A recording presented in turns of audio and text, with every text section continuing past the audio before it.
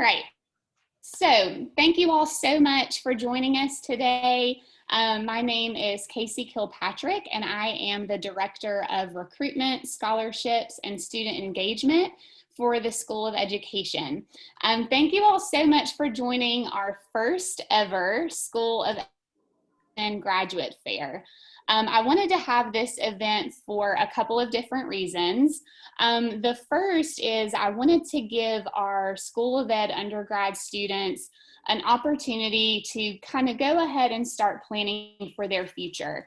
A lot of our students do go ahead and start teaching, or they go ahead and go into their field, but a lot of them do go to graduate school as well. So if you're a student, and even if you're a freshman, good job for getting a head start, and hopefully you'll get a lot of good information today and you can start working towards your next steps in the School of Education, hopefully. I also wanted to have this event because there are a few programs in the School of Education that you might not be as familiar with. And so I wanted to give our graduate program coordinators an opportunity just to give a review of each program, talk about what you can do with that degree. Hopefully that will help you inform your next decision as well. And you might even find something that you didn't even know existed. So a couple of quick housekeeping things.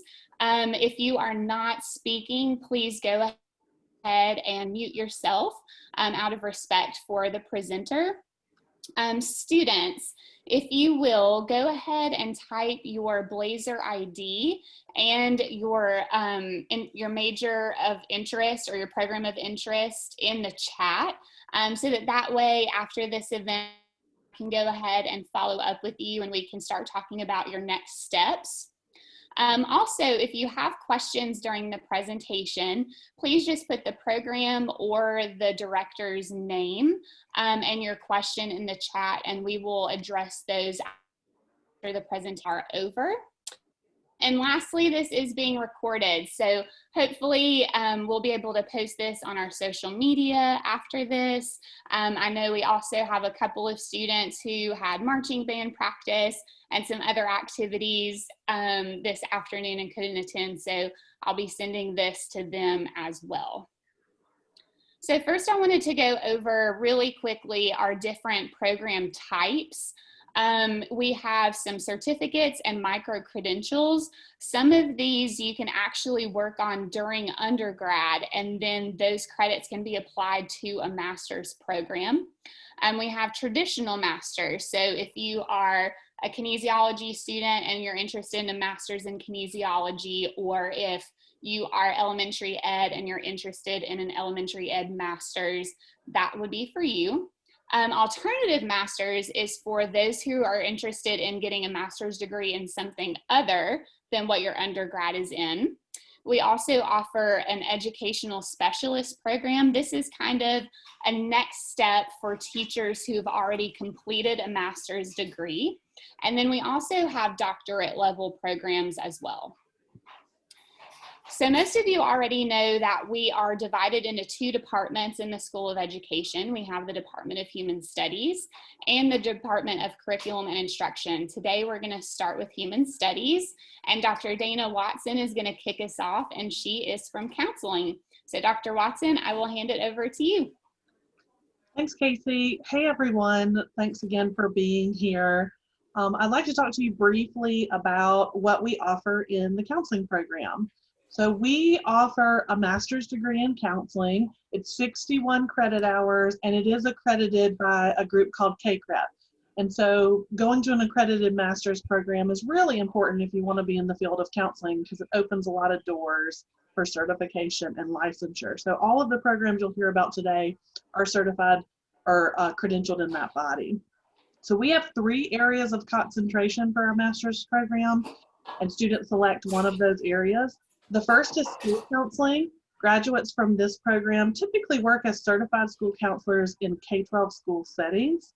The focus of that program is on developing and administering what we would call a comprehensive guidance program. So not focused just on working directly with the children, which is certainly an important part of that, but looking at overall school structure and climate and how to be a leader and a systems change agent in a school as well.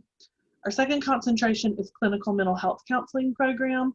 Our concentration, in this concentration, graduates are equipped to work and provide counseling services to individuals, families, groups, and couples.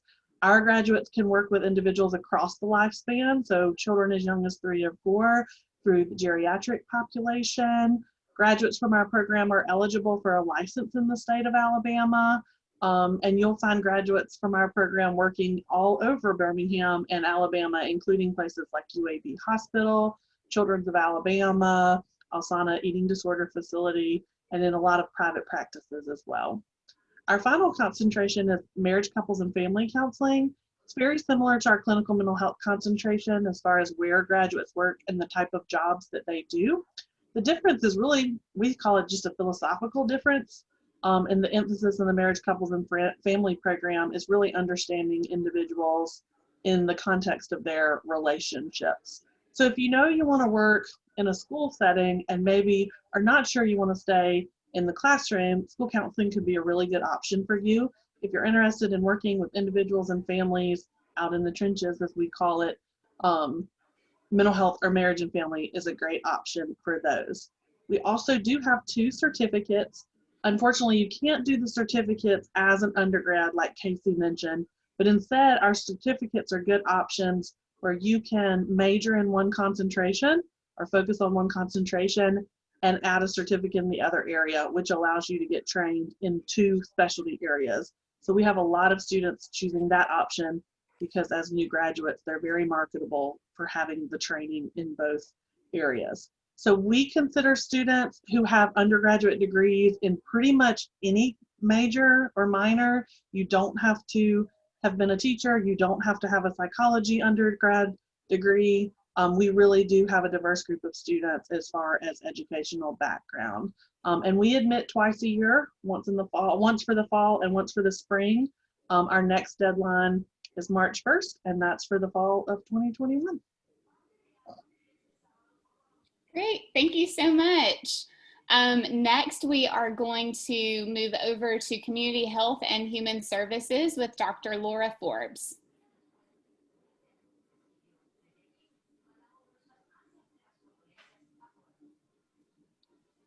Dr. Forbes? Let her in, maybe. We'll come back to her. Come off mute, good idea. Oh. No, I just came on mute. So, I just wanted to welcome everyone and say thank you for your participation this evening. There's a lot to the Community Health and Human Services graduate program. We do have 3 graduate certificates, the next one being health coaching, and then we have a new one coming online, which is health promotion. And you can start those certificate programs as undergraduate students. So if you have credits left and you know that that might be of interest to you, we can have a conversation about taking graduate courses while in undergraduate. I have several students from a variety of majors that are doing that currently.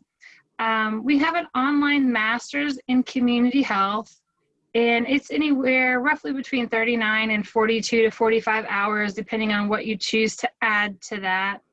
The community health educator works in a variety of settings, maybe the health department, maybe AIDS Alabama, teen pregnancy prevention, builds on a variety of skills that you may have learned as a classroom educator.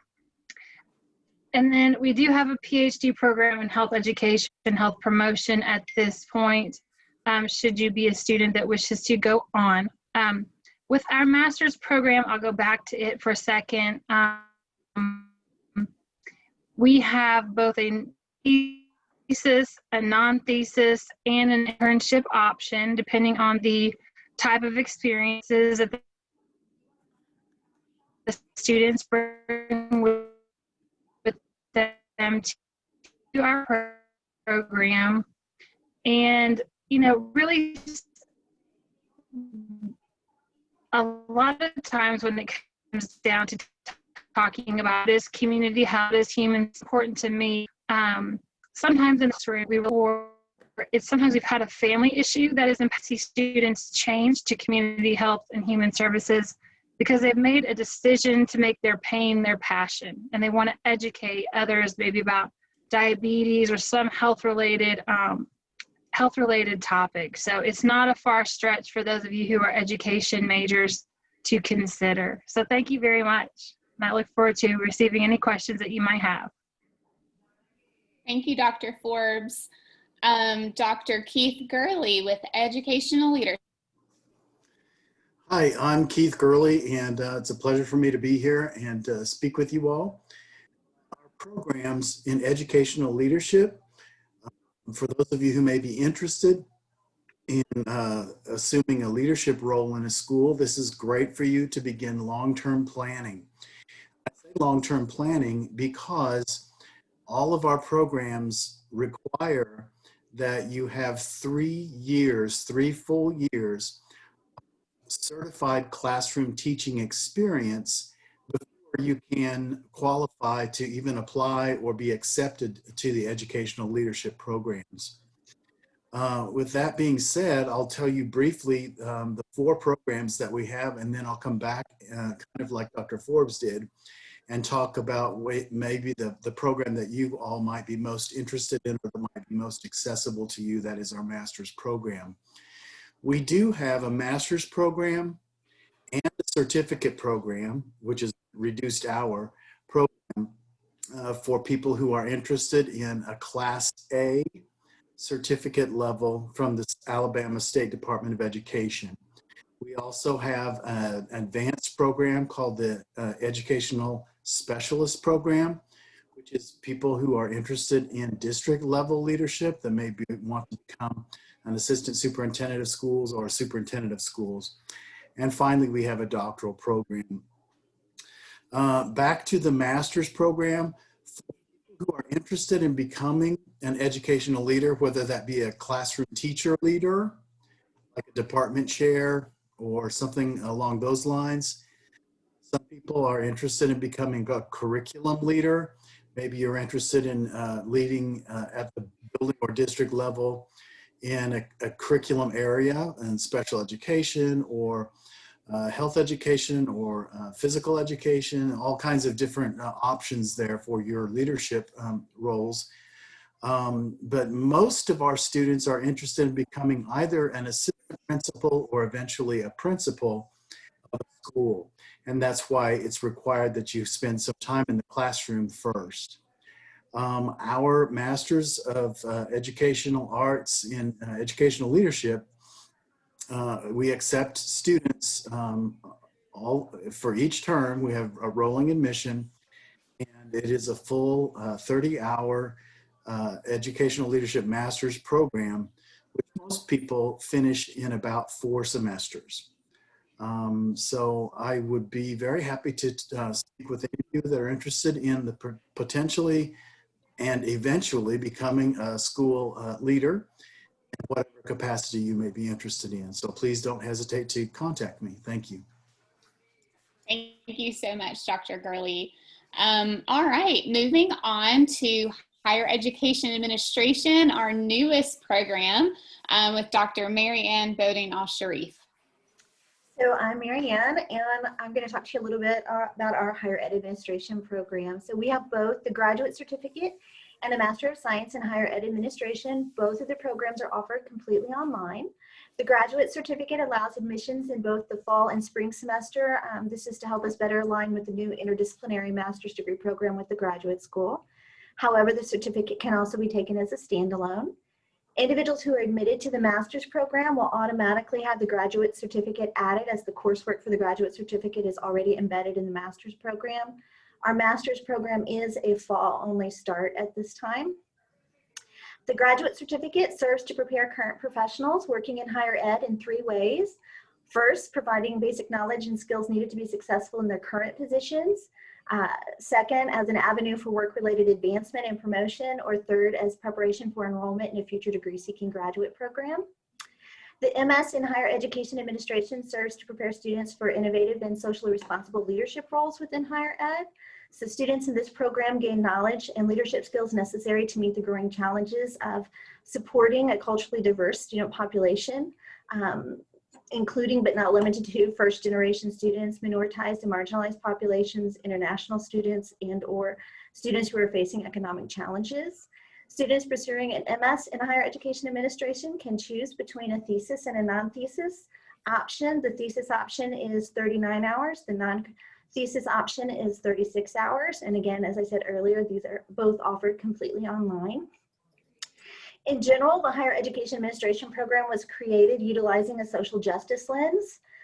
Therefore, from a critical perspective, we're going to evaluate and the impact of systemic issues such as oppression, racism, implicit bias. Within higher education, we also look at ways to deconstruct these challenges to higher ed and to turn to best practices within the field that university and college administrators and leaders can implement for equitable and just outcomes. If you have further questions about this program, I would love to speak with you. We also have an information session twice a month on Thursdays that runs at 6 p.m. And our next session just happens to be this Thursday. So if you'd like more detail, I'd welcome you to join me there. Thank you. And selfishly hoping for a PhD in higher ed administration soon. Yes. All right. Next, we have kinesiology with Mr. Sam Kaufman. Hi, I'm Sam. So with kinesiology, there's two parts to it. The part I'm over is a Master's of Science in Kinesiology with a concentration in exercise physiology. But within kinesiology, there's also programs within physical education, and that's Dr. Sandra Sims' area. And so I can connect you with her as well if you need. But my area is for students that are more interested in doing something along the lines of cardiac rehabilitation. Some use it as a way to help improve their chances of getting to physical therapy school, medical school, physician assistants, occupational therapy. And so our program is very flexible and it is dependent upon your desires and your interests. And so within our master's, you can actually either do a non-thesis or a thesis route. And so with this non-thesis route, it allows you to choose classes that are more in line with your interests and your hopes and desires. And so it allows you to have a lot of electives and flexibility. And this is also the one you can complete the quickest. Our master's can actually be completed in 3 semesters, which is a year. And so a lot of students elect to do that if they're under a time crunch or they're trying to bolster their applications for other programs. And this gives them additional opportunities as well as help. Other students would choose to do the thesis route. And this allows them to work with a lot of great faculty who do a lot of research that can help them get a thesis in and help them pursue even more work in like research opportunities or even on to continuing on to a PhD program. Unfortunately, we don't have a PhD program at UAB within our exercise physiology, but our masters can help set up students to continue on in other universities with this degree. Thank you. And last but certainly not least for human studies is Dr. Andrew Mcknight with educational studies in diverse populations. I'm fine with least, that's fine. Anyway, my name is Andrew Mcknight. I am the director of the PhD program in educational studies in diverse populations. A little bit about the program. Was started in 2016. We just entered into our 4th cohort this fall. And as the name suggests, what we're really looking at within the larger scope of the program is diverse populations, but specifically as related to education settings. So we expect most folks who are going to enter into this program are going to have some significant background dealing with diverse populations and also have an interest in pursuing research avenues that also deal with diverse populations. There are 3 concentrations currently within the program. There's pedagogical studies, which deals with diverse populations as related to teaching and learning. The second is health disparities, which really looks at the intersections of health concerns in educational institutions, again, always with the backdrop of diverse populations. And the metropolitan educational studies concentration, which really looks at these issues through a larger sociological sort of a macro lens as related to place within metropolitan areas inclusive of urban, suburban, and ex-urban populations. So the first step in all this whole process, I know I'm going quickly here, there could be a lot to say, and I don't want to necessarily take up too much time. The first step is to contact me, obviously, and then we can chat and talk about the program, what a successful applicant looks like, etc. Then, of course, I'm going to put you in touch with the concentration advisor for the concentration that you have expressed interest in. Also, too, just to be fully candid here, our next cohort is going to be admitted fall of 2022.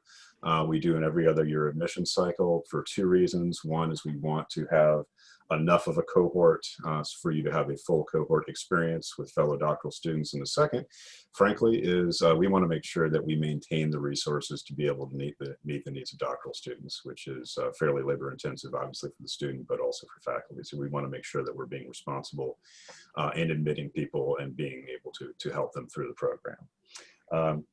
That's pretty much it. Thank you, and appreciate your interest. Great, thank you so much. So now we will move on to the Department of Curriculum and Instruction, and we will begin with Dr. Paulette Evans from Secondary Education.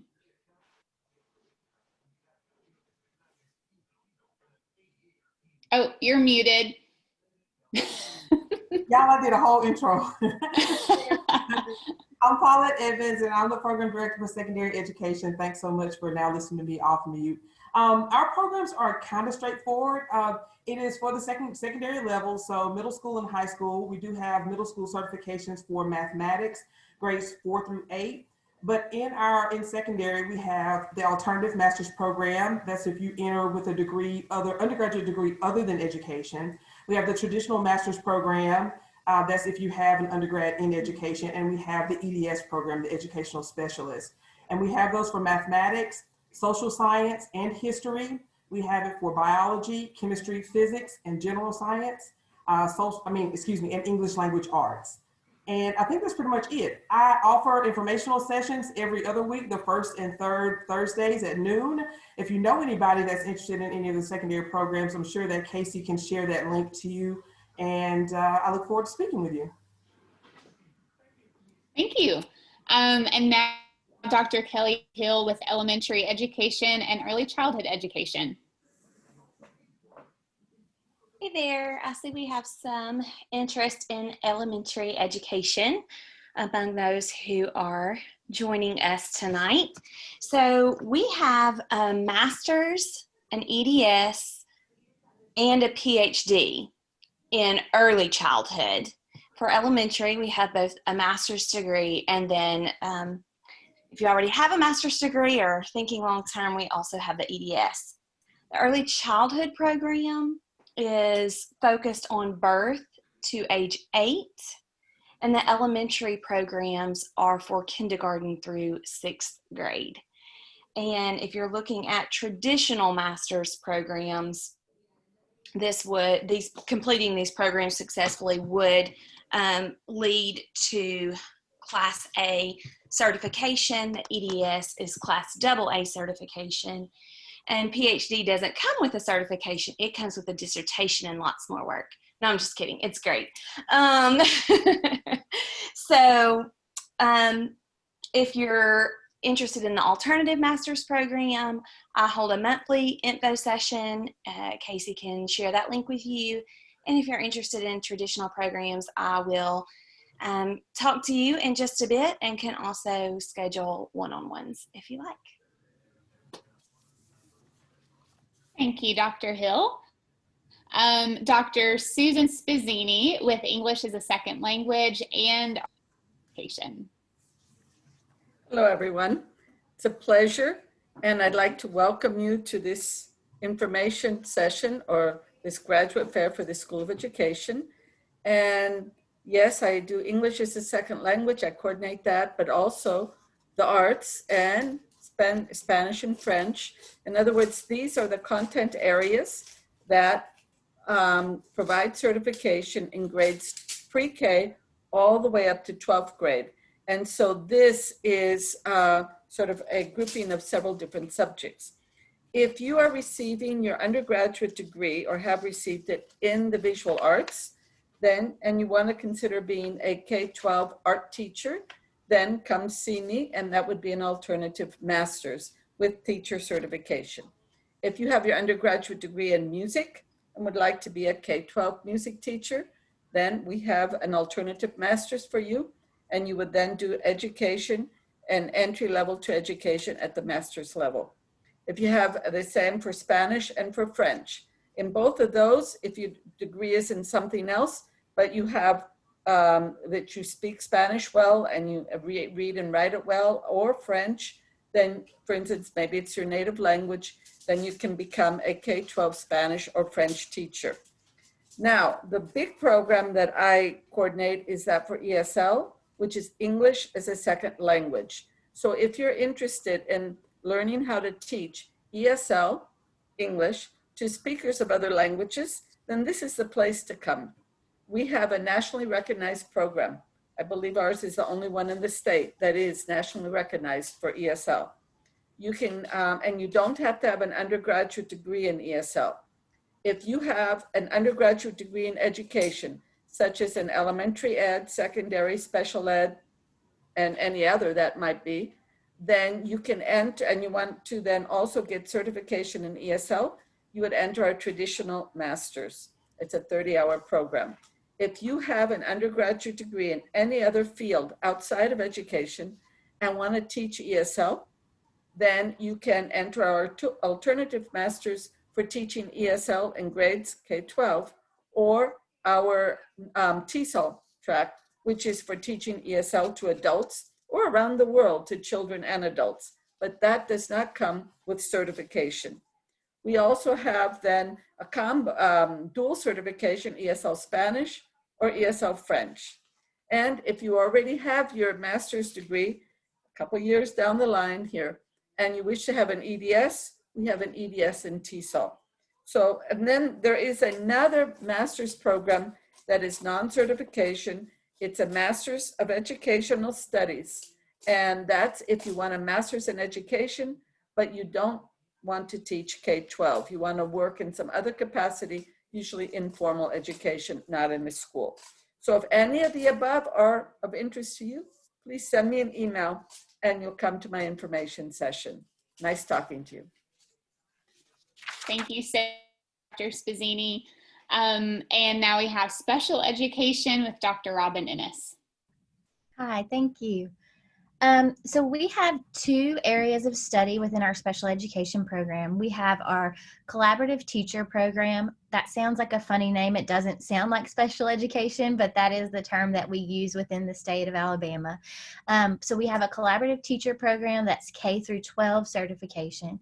And that program, we have an alternative master's as well as a traditional master's. That program is entirely online, so a lot of you who may be entering the teaching field could do that very easily while you are, in your first few years of teaching. We also offer an alternative and traditional master's in early childhood special education. That program is to work with children ages birth through 8. And that program is offered in a hybrid model, but the majority of the courses are face-to-face for that program.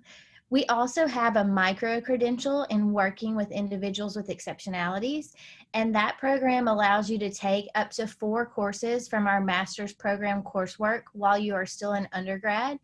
You will get a graduate certificate when you graduate. It's not a certification recognized by the state, but it's a great thing to have on your resume to make you more marketable.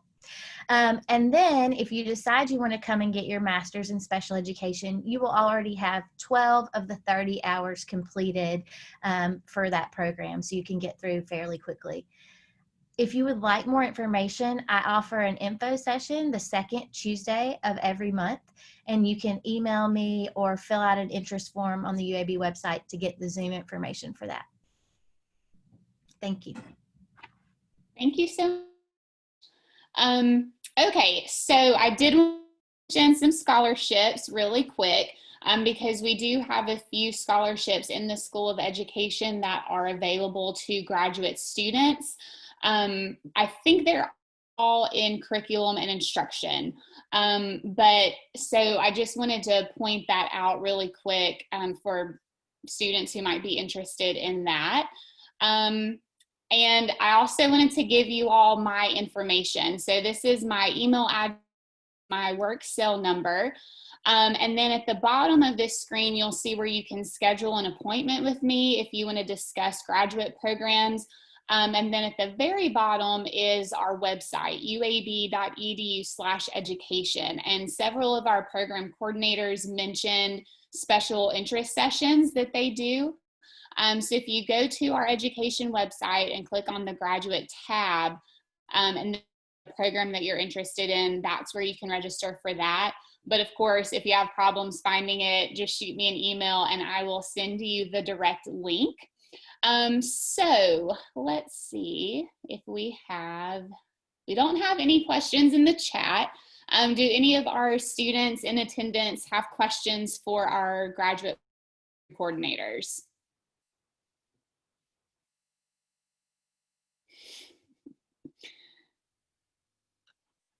Just to clarify, the special education, ESL, health coaching, those are 3 of the micro-credentials / certificates that students can start on in undergrad right now. Just want to clarify that. That's correct, right? Yes. Okay. If there are no questions, thank you all so much for attending today. I really appreciate it. I think it went really well. Of course, I am always open to feedback. So y'all have my email address. Please email me and let me know if there's anything else that you would like to see, anything that you think that we could do better or we're not doing enough of. Students, I will email you all after this event and just follow up with you. If you want me to help you sign up for one of those special interest sessions, I'm happy to do that. But thank you so much to the graduate program coordinators. Virtual applause for y'all coming today. And thank you again so much to our students. I look forward to seeing you all again very soon. Thank y'all.